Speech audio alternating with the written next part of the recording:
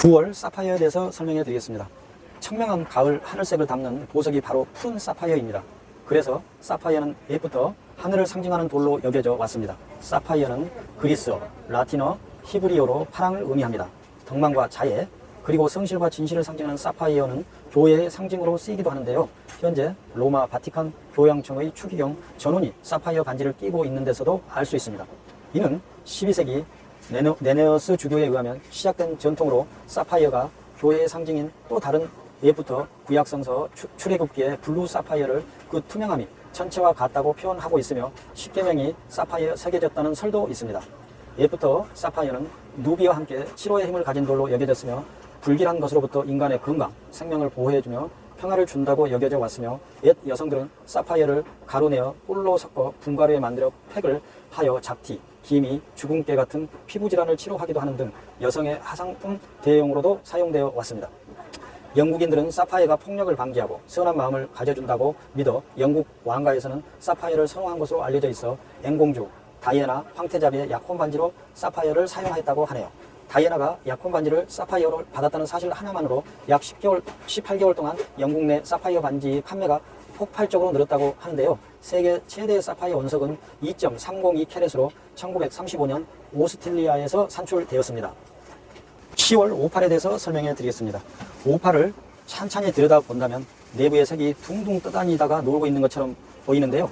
이런 오팔을 볼 수 있는 현상은 말 그대로 세계 유희라고 불리며 그 가치를 인정받고 있습니다. 세계 유희 현상은 오팔 아닌 다른 보석에서는 찾아보기 힘듭니다. 오팔 중 가장 유명한 것은 오스트레일리아산 블랙 오팔로 이름처럼 검은색이 아니라 진한 녹청색을 띠고 있으며 공작색의 날개로에서 볼 수 있는 화려한 유색 효과를 볼 수 있습니다.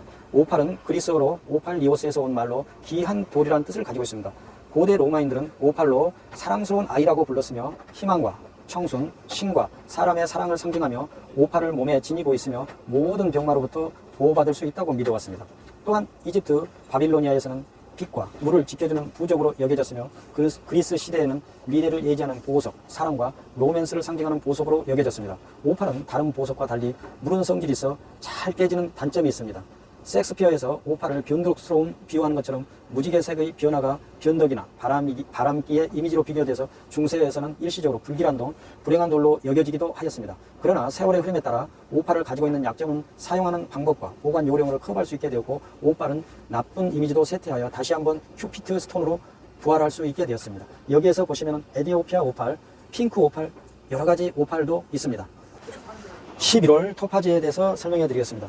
토파즈는 위스키색과 같은 짙은 오렌지색이 대표적이지만 호랑이 눈빛을 닮은 갈색도 있으며 성난 고양이 눈동자로 연상시키는 초록색, 공작의 눈빛을 닮은 핑크빛도 있는 아주 매력적인 보석입니다. 토파즈에 오는 크게 두 가지 설이 있는데 첫 번째는 불을 의미하는 산스크리티어의 타파즈에서 나왔다는 것과 또 하나는 항상 안개가 자욱해 붙어진 이름인 홍해에 있는 섬 이름인 토파지오스에서 나온 보석이라고 하며 이름을 지어졌다는 설이 있습니다.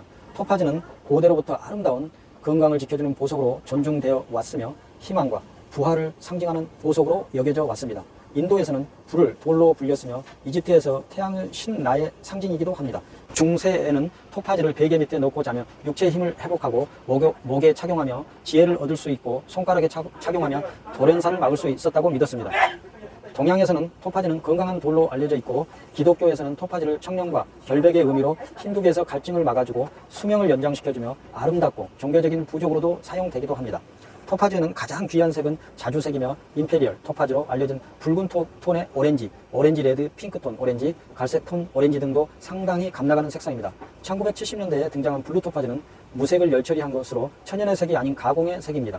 토파즈는 강도가 높지 않은 보석이므로 떨어지거나 충격이 가하면 쉽게 깨질 수 있어 착용과 보관에 각별히 주의해야 하는 보석이기도 합니다. 마지막 12월 터키석에 대해서 설명해 드리겠습니다. 행운의 보석 신으로부터 많은 신성한 보석이라고 불리는 터키석은 성공과 승리를 약속하는 12월의 탄생석입니다. 하지만 터키에서 터키석이 없습니다. 터키석은 어우는 프랑스어로 터키의 돌이라고 말해서 유래되었습니다. 그리스어로는 아름다운 돌, 페르시아어는 페로자 또는 피로자라고 승리를 의미합니다. 당시 이집트에서 산출되던 터키석은 터키를 경유해 유럽에 지원해져 왔는데요. 이집트에서 보면 유럽은 아주 먼 미지의 나라였고 터키는 지평선 끝처럼 여겨졌습니다. 그래서 터키석은 멀리서부터 온 이상한 보석이라는 뜻으로 이름을 붙여진 것으로 추정되어지고 있습니다. 터키석은 역사상 가장 오래된 보석 중에 하나이기도 하는데요. 세계에서 알려진 최고의 가공된 보석 장식품은 터키석과 금을 주물로 만들어진 4개의 팔찌로 5,000년 동안 이집트 여왕의 미라 팔목에 끼워져 있었으며 1900년경에 발굴되었을 때까지 그 아름다움을 지니고 있었다고 합니다. 터키석은 미국 인디언들에게 매우 신성한 돌로 여겨졌으며 한때 터키석과 산호를 갈아 기우제를 지내기도 하였다고 합니다. 또한 터키석은 독에도 반응하여 음식물 속에 들어있는 도구의 유물을 검사하는 데도 이용되었다고 합니다.